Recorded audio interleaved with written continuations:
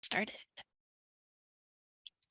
So hello and welcome to today's Info2Go webinar. My name is Annie Gaines and I am the Continuing Education Consultant here at the Idaho Commission for Libraries, located in sunny Boise, Idaho. Our webinars and other continuing education opportunities are funded by the Institute of Museum and Library Services. Everyone is muted and we encourage you to use the chat feature to ask questions and discuss with other attendees. As you exit the webinar, you'll be prompted to complete an evaluation, and as always, we appreciate your honest feedback. Today's topic is developmentally appropriate collection development, and our presenter is licensed psychologist Carolyn Golden. Thank you so much for being here, Carolyn. Please take it away. Awesome, thank you. All right. So as Annie mentioned, first of all, thank you for having me here. I am a licensed psychologist. So I am a clinical psychologist and I'm in clinical practice. I do assessment and therapy, and then I'm also an adjunct professor at Boise State University. That's kind of how I ended up being here. So Annie reached out to me because our topic today, the idea of child development and developmentally appropriate information is within my professional wheelhouse in terms of why I said yes to this. Basically, because I love libraries. So the little pictures that you see on screen here, I'm going to use my little annotate situation. There we go. So these are from the library that I grew up with from the time that I was born until I was about 13. I lived in Ferguson, Missouri, which nobody had ever heard of, and then everybody had heard of. And this is the public library that I grew up with. My parents are the people who made me strong readers, but we did not have money, and the library was a great place for me to get the books. And they had this little reader's tub in the children's section where you could go find some materials and get in the tub and get cozy and read some books. And then in terms of like what this library has done for the community in the last 10 years, Ferguson had a rough go. The grade school that I went to got hit by a tornado, and they helped with educating the students while the school was, or not educating, but providing space to educate the students while the school was under repair. They did a lot of community programming during and after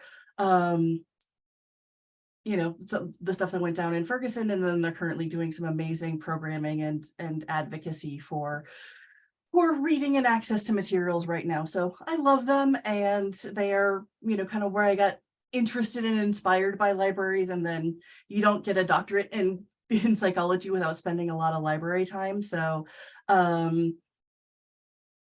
so that's how I got here. In terms of my knowledge base, so I work with children, I work with adolescents, I work with adults, I work with families a lot. I work with developmentally atypical folks a fair amount. So assessing this idea of what's appropriate and what's not based on a variety of situations comes up kind of regularly, not necessarily always in reading materials, but particularly around health education and a lot of these other things, and working with families around those topics. In psychology, we love a good informed consent situation. So this is our agenda. What we're not going to do today is we're not going to weigh in on specific material. So it's not a good use of our time. There's an infinite array of material. So I'm not going to be like, good book, good book for X people, but bad for Y people. We're not going to do that. Also, I don't know who's here, what all folks are here, I think, but this webinar is intended as a continuing education training opportunity or informational opportunity for librarians and library connected people who work in and with libraries. So as such, that's the target of the content. So the other folks, you are absolutely welcome here, but do understand that material is geared towards folks who are kind of more in that position to be on the library side of things. The other piece that we're going to do, so what this is more than what it's not, is hopefully an opportunity for us to think about how we make these choices from a psychological and developmental perspective. It's complicated. Yeah, it's complicated. Tried to say complex and complicated at the same time. But I just want to put some different kind of things maybe into the mental algorithm for how we consider materials that are available, probably more than materials that are specifically recommended to a particular reader. But that might come up in both directions as we kind of go along. In terms of, sort of the informed part of informed consent, one of the things we do is we talk about expected risks and hopeful outcomes. The expected risk is it might be uncomfortable. We're talking about topics that tend to make people nervous, confused, overwhelmed, that bring up just a variety of emotions or experiences for people. If and when it's relevant, I'm going to be using proper terminology for things. Again, that can make people uncomfortable or bring up just kind of hard times or bad experiences. In terms of our hopeful outcomes, I hope that you get some good information and that you go away with some information and some resources. So that's kind of what's on offer. So if you're here, then I'm assuming that that's what you're here for as well, and what you're wanting out of this experience. In the original question that was posed to me about doing this webinar, there was a reference to this idea of harmful material. So one of those things that I wanted to think about for a little bit was the ways in which, like, how does that work? How is a material harmful? And we have to have a conversation about what constitutes harm and how you assess harm. And from a psychology perspective, there's actually very clear orders of operations about that, even though that doesn't necessarily tell you what is a specifically appropriate behavior or choice, but it does tell you ways to think about it that are ethical in nature. To get into harm, I want to do a little bit of a side note about moral psychology. So moral psychology is an emerging field within the broader scope of psychology. So it's less of a clinical and more, it combines neuropsychology, cognitive behavioral, social psychology, to kind of think about how humans, so not what is moral, but how do we moral, right? So what is the moral engine in our brains, in our societies, from that psychological lens. And whenever we're going to talk about harm, I think we're talking about morality. Jonathan Haidt does a lot of research about this, and he's got a book called The Righteous Mind. And some of this is from his work, but it's also from the broader perspective of moral and social psychology. Literally, your brain is wired to think morally. Moral psychology is built in to some very specific parts of your brain. Regardless of your culture, regardless of your upbringing, humans agree harm is bad and care is good. It's also worth knowing that huge entire parts of your brain are dedicated to identifying, anticipating, and avoiding harm, both to ourselves, to our people, whatever we consider our people to be, and to our young. And that those parts of our brains also have mechanisms for jumping the line in priority sometimes. So when we feel threat, it's really easy for that to become the most important thing in our minds. The challenge with this is that cultures, subcultures, individuals disagree on that what is harmful part. There's just not agreement. It's deeply, deeply culturally bound. Jonathan Haidt in his book gives an example of this, where he's talking about there's a particular culture that one of their dietary restrictions is that widows should not really eat fish. To people in a Western educated, industrialized, democratic society, that feels like a really weird rule. Oftentimes, and the goal isn't to look at that and go, that's weird. The goal is to look at that and go, they have a reason for that. That came from somewhere. They're not going to agree with us, and we're not going to agree with them. Their reason for it is actually kind of related to this idea that it provokes libido, and that's not an appropriate thing for a widow. And so it's kind of part of a cultural taboo. We all have different taboos and things that we don't think are okay. And things that, and then by version of not being okay, that we identify as potentially harmful. And so I think that's this kind of part here, is that part of that inbuilt mechanism of action and how people think about things we have a little bit of a reflex to look for harm in things that we find uncomfortable, objectionable, in contrast with our groups, or just with which we disagree. Jonathan Haidt refers to this as the intuitive dog and its rational tail. We feel discomfort or disgust first, and then go, well, it must be harmful. In what way is it harmful? And that's tricky, because your brain will absolutely find a way to answer that question. This poses a problem, because if a culture can't agree, like a broader culture can't agree on what constitutes harm, how do we decide? So how do we decide what's appropriate and what's harmful? And is there ever a time when those things might both be true? In the field of psychology, there's a really straightforward way to approach this thought process. You go to the ethics. In the discipline of psychology, so one of the places that I work, we work with a lot of different disciplines, and they all have different ethical codes. They tend to have a lot of similarities, but slight differences in them. In the discipline of psychology, the first principle, the most guiding principle in our code of ethics, are the principles of beneficence and non-malfeasance, which are just super fancy words for do good, avoid harm. I think there's a couple things that are important about this. One, we acknowledge upfront that these are aspirational goals. Humans, societies, institutions cannot realistically 100% do good and 100% avoid harm. That's not how life works. So we know that this is what we're constantly striving for. And it also can't tell you what to do in a given situation by itself.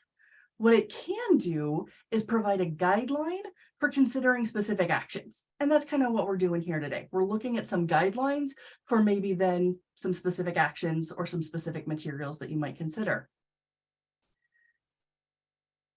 For psychologists, we evaluate the actions based on standards of care within the profession, right? So what is generally considered good care? Now, if you, for example, have an anxiety disorder and you go to a therapist, they might approach that anxiety disorder in a variety of different ways. There's cognitive behavioral therapy. You can also break that down. There's just cognitive therapy. There's something called acceptance and commitment therapy. There's something called exposure therapy. Those are all considered valid ways of treating an anxiety disorder. Some might work better for one person than another, but all of those treatments are informed by the body of scientific evidence about how to treat particular disorders. So some disorders need very specific treatment. Some would benefit from a wide variety of things, but either way, as psychologists, we should approach that based on this idea that there's some basis. I'm not just making it up as I go along. And then if you are kind of making it up, if you're trying to innovate and make a new treatment, there are standards of care and duties of care around how you handle that. The big thing that we take away from it is that avoiding harm is an active process, and it combines thinking about your intent and your impact and weighing that against potential benefits. So, for example, thinking about that idea where pain and discomfort come into play, therapy is frequently uncomfortable, frequently outright painful. There's a reason therapists have tissues in their office all the time. There's a lot of sometimes the pain is necessary. Sometimes it's predictable. Sometimes you can tell that, hey, we're going to talk about some stuff that happened and the pain's going to be predictable. Sometimes people get surprised. We don't typically consider that harm because it's painful, but it's an expected outcome of the work, and it has this hopeful expected benefit. So think about, like, if you've ever had a surgical procedure, right? What's the difference between stabbing somebody and surgery? It is super weird to say, hey, doc, please stab me for my benefit, right? But that's what we're doing when we consent to surgery. And we're saying, I know it's risky. I know it might be uncomfortable, that it will be uncomfortable. I don't think there's a great way to do surgery comfortably. And it may or may not fix my situation, but I'm willing to take the risk and I'm willing to try. And so when we're considering whether something that is uncomfortable or painful is harmful, we have to balance out that anticipated benefit and that anticipated discomfort and awareness that might happen. I don't know about you guys, but the books that have changed my life have frequently been terribly uncomfortable and sometimes downright painful. There's a meme that I love where, somebody's checking on somebody who's reading a book and they're like, "Oh, how's the book going?" And they just turn and they just scream, "Ah!" Right? "Oh, you're at that part." This is an experience I've had in my life. And sometimes that's just happening in literature, and sometimes it's happening in books that have really just truly, changed the way I think about people or changed my experience in the world. These are our ethics, right? So psychological ethics think this way. You are not psychologists. So I'm curious about what your discipline has to say about ethics.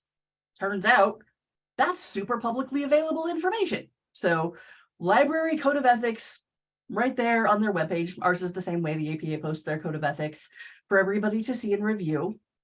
And there was a thing that caught my attention with this just right out of the bat, right? Coming right out of the gate. And it's this idea that of providing the highest level of service through appropriate and usefully organized resources. And that word appropriate really caught my attention.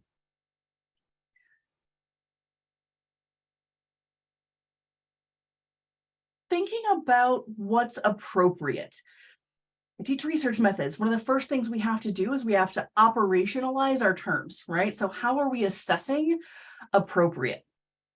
I think in order to operationalize that, we need a little bit of clarity. And this is maybe where I have some questions.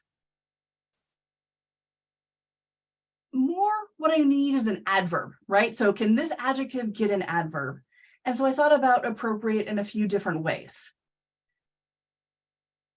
What's contextually appropriate, right? So if so part of the question is, did I come to the right place? I was chatting with our lovely moderators before we started and kind of finding out the places they've worked and things like that. And think about if you work in a very specialty library. So if you work in a math library and I come in there and I ask for a history book, you're probably not going to super be able to help me, but that's not because you did anything wrong. It's because there's a miscommunication about what you offer and what I need.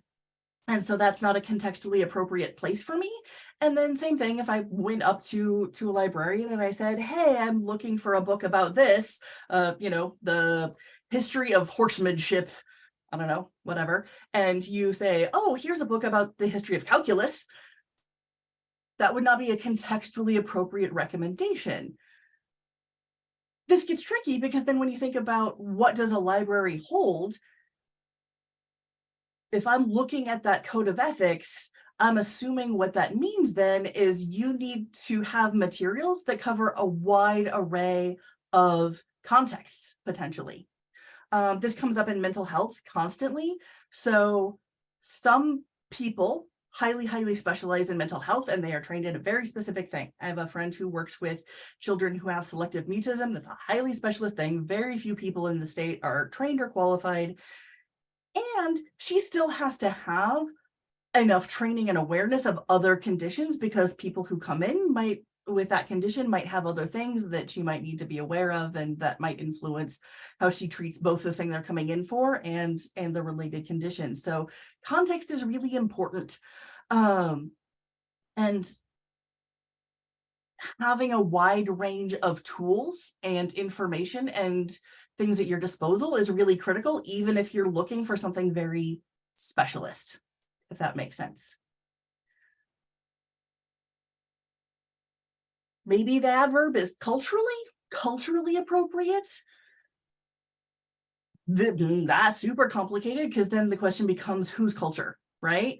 Particularly if we're looking at the subculture level. So we're a large geographical state with about 2 million people. I went to graduate school in Chicago. The Chicago metro area has about 10 million people, and very diverse communities within that. I think people underestimate the amount of various cultures and subcultures that are in both the Treasure Valley and in the state at large. I was looking it up, and something like 95 languages and like more than a dozen main religions with a bunch of offshoots of several of those religions and, ethnic and cultural groups and things like that. So presumably, if I'm thinking about the function of the institution, I think you're trying to cover as many of those people as you can. So that gets really tricky because you're not able to really limit it for a particular cultural group or their expectations.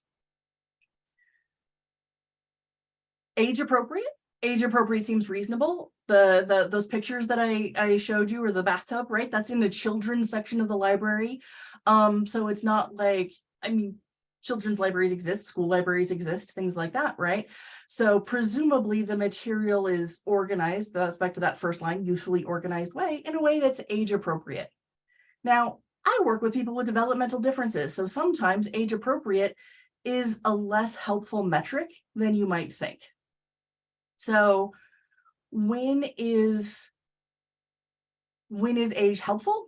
If kids are developmentally on track, their needs, their expectations, their cognitive development, their language development is all on track, then that's useful for us. That's very predictable, right? So we can expect what's going to happen for a 2-year-old when they become a 4-year-old, when they become an 8-year-old. For some of the folks that I work with, their development might either be delayed in one or more areas, or it might be like very impaired. And so that becomes a little bit more of a moving target. And then this idea of developmentally appropriate becomes a more useful term, but probably a harder thing to curate, right? In terms of that degree of specificity. So I think, age appropriate makes a lot of sense. And I'll kind of get into the idea of developmentally appropriate and what you can do to support some folks maybe who are developmentally atypical. There's a little bit of a question that I have for our folks that are operating in and around libraries, which is, to what extent do you think that each of these terms is within your duties or responsibility or scope of practice? In psychology, we spend a lot of time talking about scope of practice. So one of the things that's not really in my scope of practice is geriatric care. I have basic knowledge, the basic stuff you get in grad school, and some minimal experience, but I don't generally do stuff with folks who are maybe seeking evaluation for dementia or other elements of geriatric care that are outside my scope of practice. Or just outside the field of psychology. One of the things that happens to us a lot is that people, sometimes who don't know better and sometimes who do, will ask us to weigh in on things that are outside of our scope. This happens a lot with parents or lawyers will ask me to weigh in on a custody situation. I'm not that kind of psychologist. Those exist. They're forensic psychologists and there's specific training that they have to do. I'm not that person. And so anytime somebody asks me, I have to say, I understand why you want my input on that, but I can't help you with that. That's outside my scope of practice. That's not something I can do for you. And parents will ask me what kind of medication their kid can take. I'm not a prescriber, so I can say hey, these are the symptoms we're targeting, and that's the thing you should talk to your provider about. But I'm not going to say, hey, you should try talk to your doctor about X medication. That's outside my scope of practice. And so when people bring me those kind of challenges, I understand, and I understand why they want my input, and I have to say that's not something that I can necessarily help you with. So thinking about that question, to what extent is determining what's appropriate in your scope? I went back to that code of ethics and I found some other resources. Back to that very first thing in your code of ethics, I noticed that phrase, all library users, right? So that's everybody. And obviously that's not realistic. You all have budgets, but it sounds like you're trying to serve as many of people as possible in your catchment area, in your community. And then I pulled this one from the Association for Library Service to Children, since we're talking particularly about kids. And it kind of says the same thing, right? Maintaining a diverse collection inclusive of the needs of all children and their caregivers in the community, and recognizes that it's very useful for kids to learn about people like them and unlike them, and to have access to those materials. what that says to me is that appropriate is kind of code for as broad as possible so that your individual, I don't know what you call it, patrons, that's the word I'm looking for, an individual patron has a really decent chance of finding what they need in a given moment. And being able to kind of explore to find, what they might need or what might influence them. So thinking about this topic, right, and the work that I did to find these things, I found this ALA resource in like a 30-second Google search. Finding these other places that kind of seem to weigh in on your guys' ethics and weigh in on your duties of care and things like that took a little bit more work, but they're available, right? And so understanding that people might come in with a target, but they also might benefit from finding adjacent material to what they're looking for. This kind of makes sense for folks in terms of this idea of the process for thinking about whether or not something's harmful, right? It's not about, does it make people uncomfortable? Does it make people upset? Does it make people happy? This isn't really the point. The point is, what are the expected potential benefits of having something in your collection versus what are the potential risks of having it in your collection? And so if the risks are that somebody might be uncomfortable, this is kind of a common accepted risk of media in general, I think, because it's really hard to predict what's going to make people uncomfortable, or if it's going to disagree with how somebody approaches the world. That's an expected risk of that situation, when I walk into any sort of consumer-based place, I expect there to be something there for me, unless I'm walking into something that's explicitly labeled as not, but not everything there is going to be for me.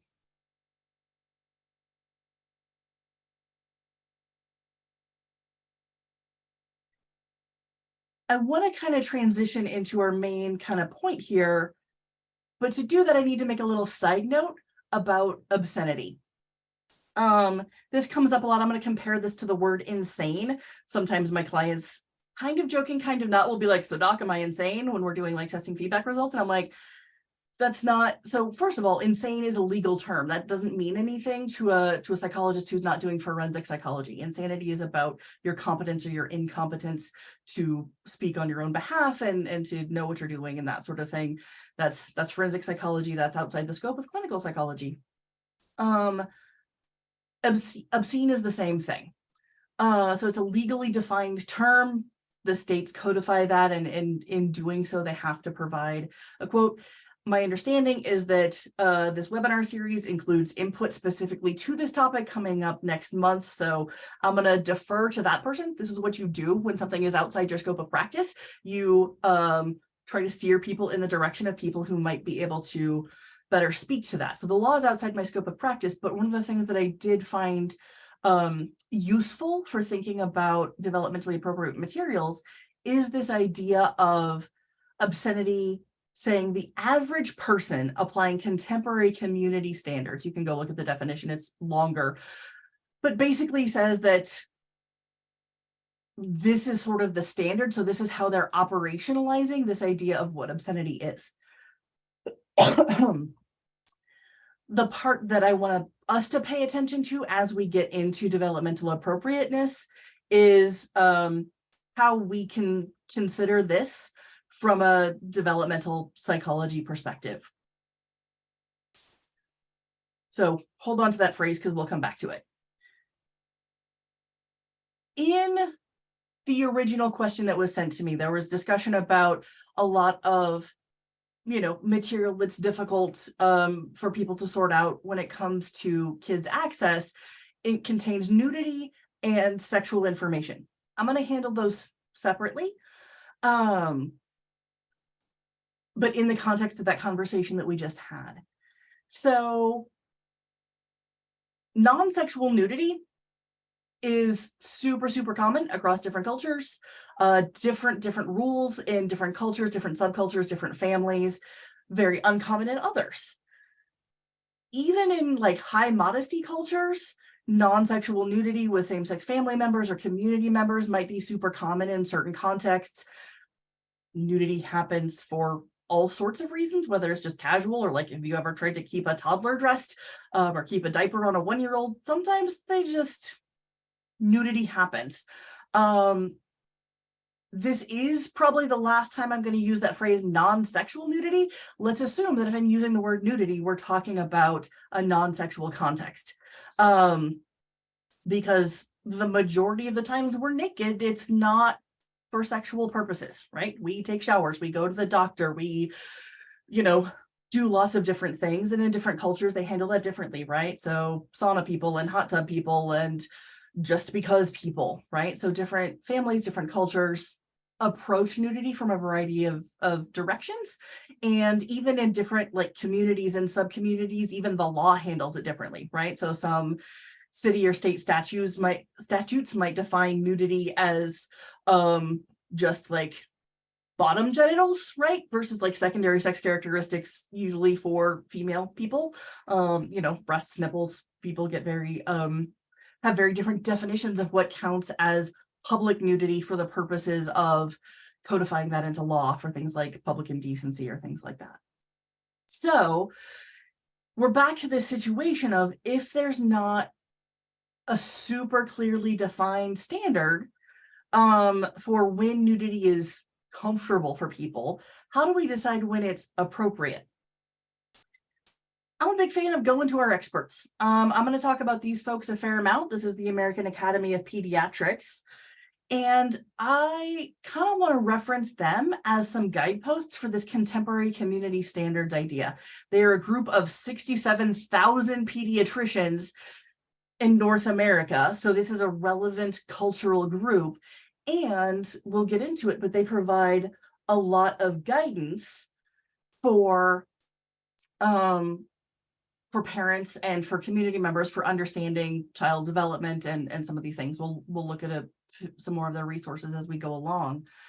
They have nothing to say about what should, so that like the prescriptive approach, what should or shouldn't be true in terms of nudity, modesty, etc. What they do say is when you're talking to kids about this, particularly starting with young childhood, that you evaluate the family respect for modesty, right? So the idea is that's a family level decision. That's not something that, is universal.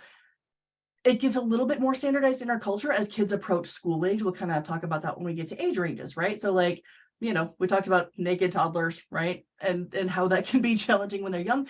As they approach school age, that becomes a lot more important. We're like, no, really, you have to, be following the standard that most people are following when you go to school.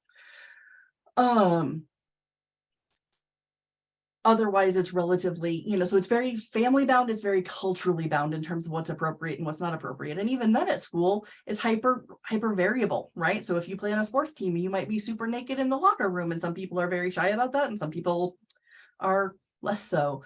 And so they don't have a lot of guidance for when kids can and cannot see representations of nudity, again in a like non-sexual context or even in a educationally oriented sexual context or just art or whatever, right? So representations might happen, right? So like art or whatever, you might encounter that might be surprising or they might be kind of rare, but they're not necessarily intended to be sexually oriented and particularly not gearing sexual intent towards the children, right? So it's just nudity, and you can be uncomfortable with that, and you can like it or not like it, or be into it or not be into it. But in terms of sort of deciding for the overall, like, hey, this is what's good for like the broader body of children, they don't really weigh in on kind of policing materials just on the basis of demonstration of biological parts.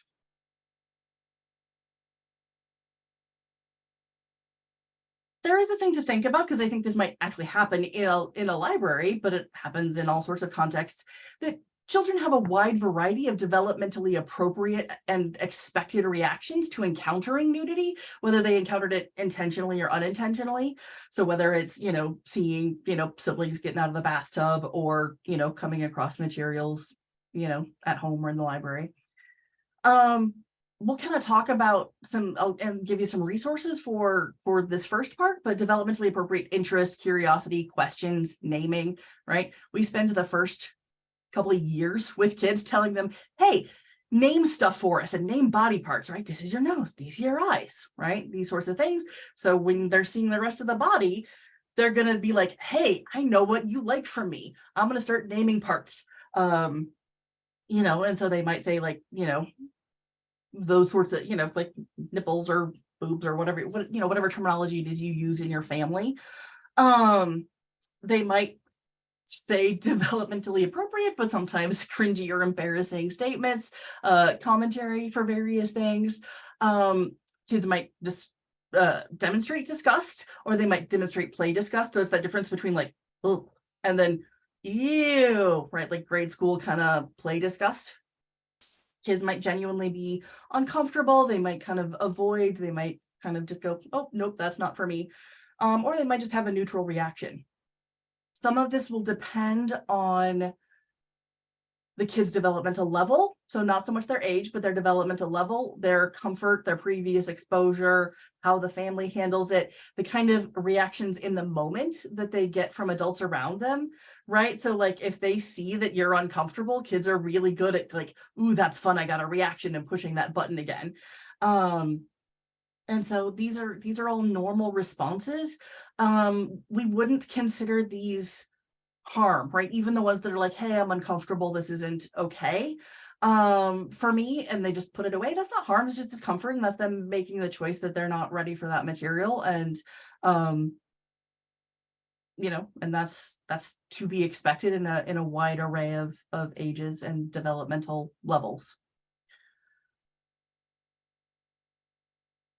There is a thing that we do think about with children's behaviors and reactions, and what we're going to do about that.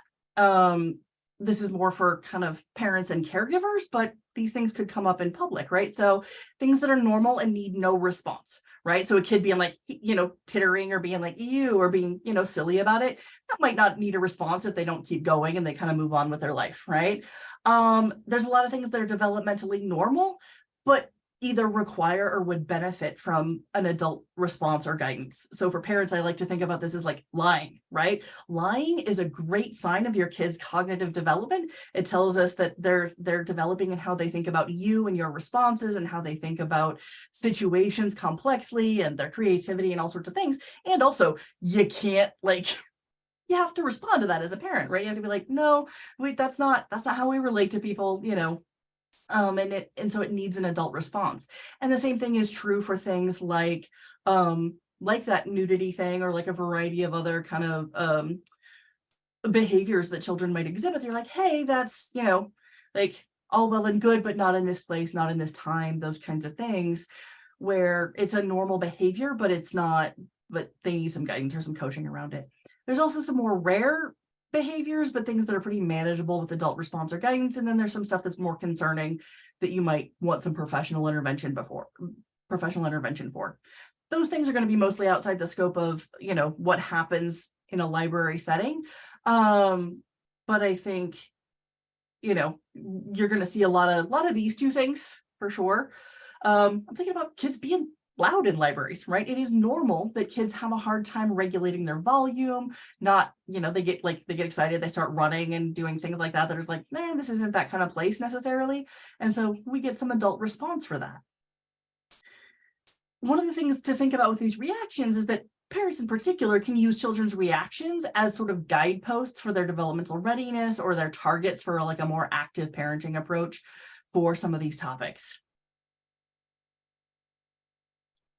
Thinking about sexual information specifically, right? So we're transitioning from the idea of just like incidental nudity or cultural representations on into more specific sexual content. I want to think about a few different categories with this. So thinking about information about body parts, health, hygiene, safety, and then like sex and sexuality. Our reactions to this are very much highly variable as people, but also thinking about how complicated this can be. The research is pretty clear that the effects of like accidental exposure and things like that are moderated by exposure to good information. So anytime you're talking about organizations of experts, they're going to stress factual information. So you don't have to tell everybody everything all at once. And a lot of the people that we're going to talk about kind of give you some guidelines for thinking about children's readiness to know certain things. But whatever you do tell them, it's better for them and for their well-being if it's factual information. Point you to some resources for considering age and developmental appropriateness for sexual education materials in particular. There's a couple of different resources that I really like. I think one of the things that's going to happen is our moderators are going to post some of these links in the chat because these are all links here. And I want you to be able to access them without having to try to Google and find exactly what I found, because the American Academy of Pediatrics, their website for community and parents is huge. And so trying to find specific articles can be complicated. So you're going to see these things pop up in the chat. One of the things that I want to draw your attention to with these couple of slides are the age brackets. And yeah, we'll kind of get into it. So they have this guideline for what's normal and what's not. I don't think, understanding that level is necessary for, for librarians and curating a collection. What I do think is useful about that is kind of understanding that if the content that you're providing in the areas populated by children in these age brackets is consistent with this, that's probably a good guideline that you're looking at those community appropriate standards. So they have some great guidelines for when and how to talk with your child about sex. And if you look at these age brackets, right, for like 18 months to 3 years, they're mostly talking about naming body parts and using factual names for things, as well as some initial safety stuff, right? So some basic stuff on, good touch, bad touch, how to communicate with people about your parts. This can be one of the challenges of not providing factual information, is it can make it really hard for kids to talk to their healthcare providers or talk to other people. If we don't give them that information, you can say, hey, here's this terminology. These conversations are mostly, for these kinds of scenarios. So back to that contextually appropriate idea. But you can take a peek at all of these resources and kind of take a look at how they do it. This is how the American Academy of Pediatrics breaks it down. So they do little kids, kind of grade school stuff, and then teens. Some of the other resources, I really like the National Child Traumatic Stress Network. They have a handout. So if you click on this link, just know that it's directly going to download that PDF. So if you don't want to do that, go to their website first and look around there, and then you can search on their page for that. But they break down their age brackets into preschool, young children, and then kind of those latency age kids in that 7 to 12 range, and then up to teens. They have, let me see if I have that pulled up. I do. So I want to take a look. I'm going to switch my screen share for a second to this handout from them that I really like, because they talk pretty directly about sexual development and behavior in children. Oh, I have that turned on, which is not helpful. There we go. So there's just a bunch of information about what are common sexual behaviors in different age, in these age brackets, but then they spend a lot of time talking about what to teach and when. And so they break that down into like what's safety, what's kind of health and hygiene information. And then as the kids get older, kind of more sexual information, dating rules, dating safety, all these sorts of things. And one of the big reasons that I like having this one on the list is they straight up have books on the list. So these are their recommended books straight for and by age bracket. So these are categorized in that age range. Coming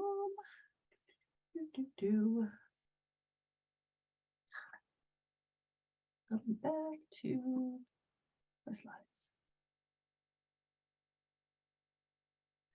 And same thing for the Common Sense Media link. That one is also curated by age. There's a lot of overlap between those lists. I think the Common Sense Media one might be a little bit more recently updated. It was a more recent post, I think, on their website. Going back to our idea of individual readers, right? So just because something is on the list as appropriate for like a 7 to 12-year-old might not mean that every 7 to 12-year-old is ready for that. They might already be past that. They might already know other things. They might be, or they might be not ready yet, either emotionally, psychologically, or just their vocabulary might not be there yet. But that's less the point of this conversation and more about what's in the collection, right? One of the things that I will say is that I would encourage people to consider finding materials, like including in your curation materials that are at the appropriate age range, but for people with cognitive limitations or other disabilities. One of the things that happens for adults with disabilities is we tend to infantilize them and we tend to treat them as non-sexual by default, which is super, sometimes true, but it tends to be often inaccurate. And so we sometimes leave our teens and young adults with disabilities unprepared to even have conversations. And so they can be more likely the targets of sexual victimization, as well as other types of victimization as well, and also just their own sexual health and well-being.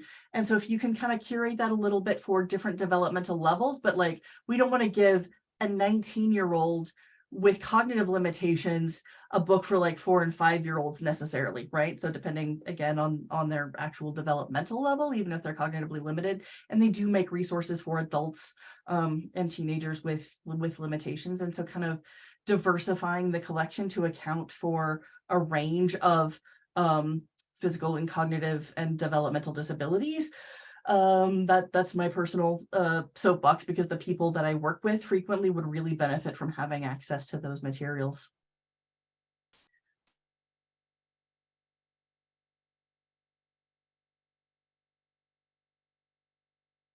One of the things that I tend to think about a lot are, for this conversation, are some of the psychological benefits of a diverse collection. So one of those, that expected outcome, even of the expected outcome, even of material that might be seen as risky, thinking about competing with bad information. So depending on the study you look at, the average age of exposure to online pornography, and like super explicit, actually intended to be pornography, is between 10 and 13. At this point, boys tend to report more like intentionally seeking it out. Girls tend to have accidental exposure. They tend to be shown it by a peer. Boys also report a lot of that. So somebody will find something and then they'll show it to people because they're like, oh my gosh, have you seen these things? And I think it is fair to say that the 10 to 13-year-olds are not developmentally ready for, actual porn. And that it's also just not educational or helpful. Thinking about things like competing with bad information, this becomes really important. So the more accessible, like a lot of times kids just want to know, but if you don't know how to use Google, it's really easy when you're looking up these terms to end up in the bad places instead of the more educational places. Other things that are associated with high-risk sexual behavior and bad outcomes are high quantities of unsupervised screen time, especially when combined with households where discussions about sex are discouraged or associated, discouraged and not open. And so that tends to actually be correlated with higher increased sexual behavior in youth and high-risk behavior.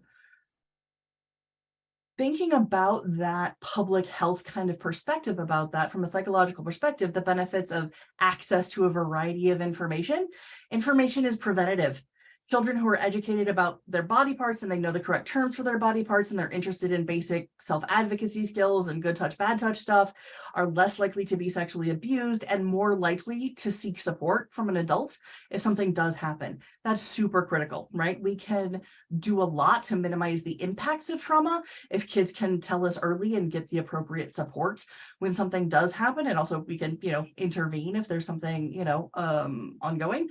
Most kids who experience, sexual abuse, it's from somebody in their immediate circle, right? And so having the vocabulary to talk about that and having some framework and kind of already in play really helps. And also helping kids with kind of bystander information and helping other kids identify like, hey, that's not cool.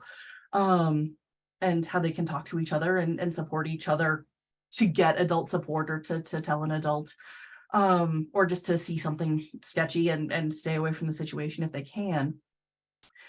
Accurate and proactive sex education reduces high-risk sexual behavior, reduces the likelihood of experiencing sexual violence. And those things are kind of correlated. So people who obviously kids who engage in high-risk sexual behavior are more likely to experience sexual violence and also just negative sexual outcomes. And we do better by empowering kids to understand what safety looks like and sort of their rights and responsibilities. Right? There's an approach for curriculum around this that's rights, responsibility, and respect, right? And that includes self-respect and respect for other people, and it might include respect for your cultural beliefs or whatever, in terms of considering your behavior. But kids who are empowered with good information have better outcomes. Other psychological benefits, exposure to various body types. So back to that idea of kind of nudity outside of the context of sexuality. Understanding that people have different types of bodies and that bodies look in different ways reduces body dysmorphic thoughts. So that's thoughts that kind of contribute to eating disorder type things. So unrealistic body image type things. Obviously, there's tons of information about social media playing an impact on that, because then people go really far the other way with all the filters and all the, hyperfixation on image and things like that. But people who are more exposed and teens who are more exposed to a variety of body types just have less of that dysmorphia, and it can reduce, and it can be sort of a treatment in some ways for problematic body image and eating disorders. And then a tough and a really blunt one is that positive or neutral LGBTQIA representation is suicide prevention. LGBT youth that are in high rejection environments, particularly in their families, but also just in their communities, are far, far, far more likely, so it's something like 8.5 times more likely to have really problematic outcomes like suicidal ideation, suicide attempt in the last year, and unfortunately to die by suicide. Youth in high acceptance environments show way, way, way lower risk in all of these areas. So acceptance, right? Even if there's not approval, at least acceptance of LGBT youth drastically decreases suicide, substance use, and other mental health outcomes, depression, anxiety disorders, etc.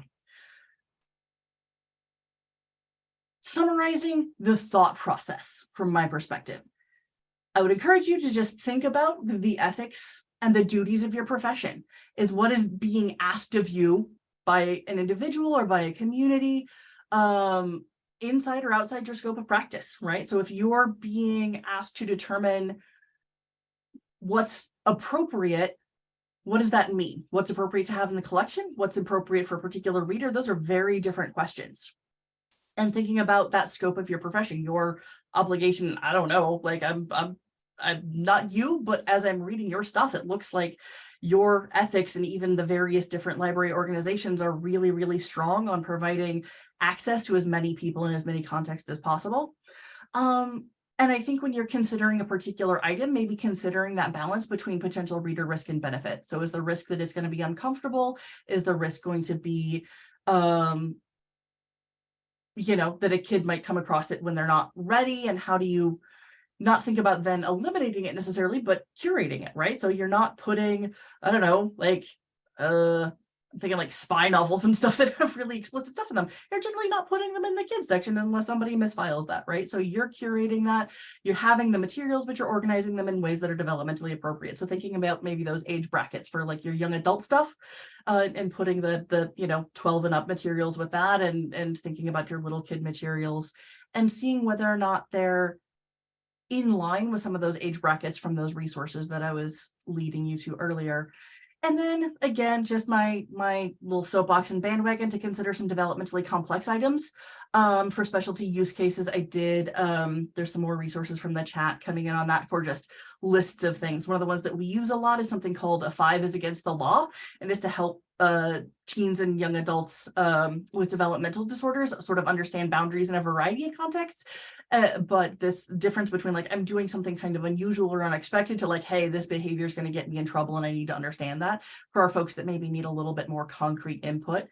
So we tend to use things like that. And then there's just a variety of things for people with physical and cognitive disabilities to help them understand their own sexual health and to be strong advocates for themselves and to keep themselves safe.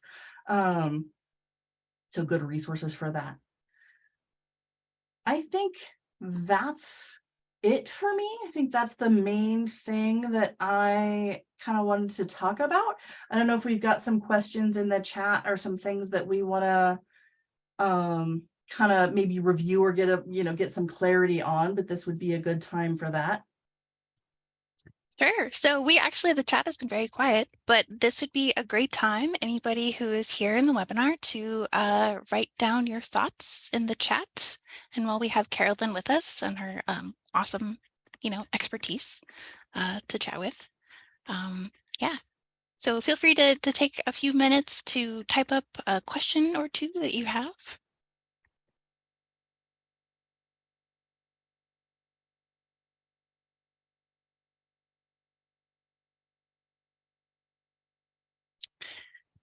Okay. Well, hopefully those resources are helpful, and hopefully it's just sort of a way of thinking about things. I love a good epistemology. I like a good way of kind of thinking things through, and in our world, if you have an ethical dilemma and you can say like, hey, this is how I thought it through, and this was the expected outcome, and these were the ways that I consulted with my colleagues to make sure that I was kind of operating in pocket, then usually your profession is going to support you, and usually you can go home feeling like, even if you didn't get the outcome you wanted, that you can feel good about the behavior or the choices that you made.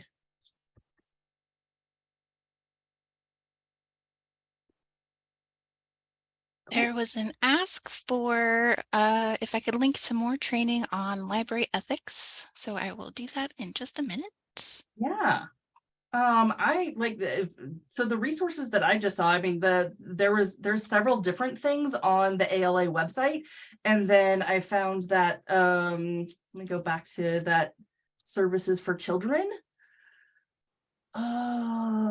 Yeah, so it's the ALA ethics and then the ALSC competencies by the Association for Library Services to Children were the places that I looked at it. And also ALA had a separate guideline for standards of practice in the profession. So I always encourage people to look up practice guidelines. The APA publishes both their code of ethics and a lot of practice guidelines for like how to best help maybe in particular areas. And it looks like your profession has done a lot to publicly make those materials available for you as a resource.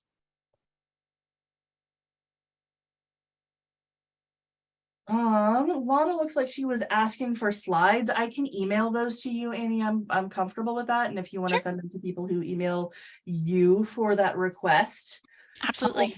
Or if you put it with the recording or whatever, I think that's totally fine. I'm missing other questions.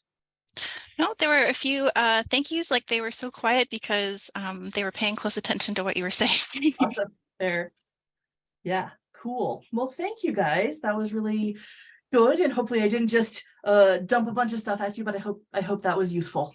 Oh yes, this was absolutely like fabulously useful. And it was really great to see someone from outside of our profession like go and look at our ethics and like talk about them.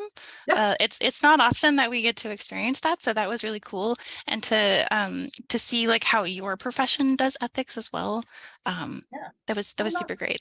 that's that scope of ethic or that scope of practice thing, right? Like my ethics don't apply to you. They might provide some useful thought process, but they don't apply to you, and your ethics do. And your ethics seem real clear. When I was looking, I was like, oh, that seems like it leads to some pretty specific actions on your part. So that's great, and I like that you guys have that resource. And it seems like the scope of practice is going to be embedded into librarianship from today on, because a lot of folks really like that phrase. Great, awesome. All right, folks. Well, thank you so much. Yeah, thank you so much. I'm going to stop the recording now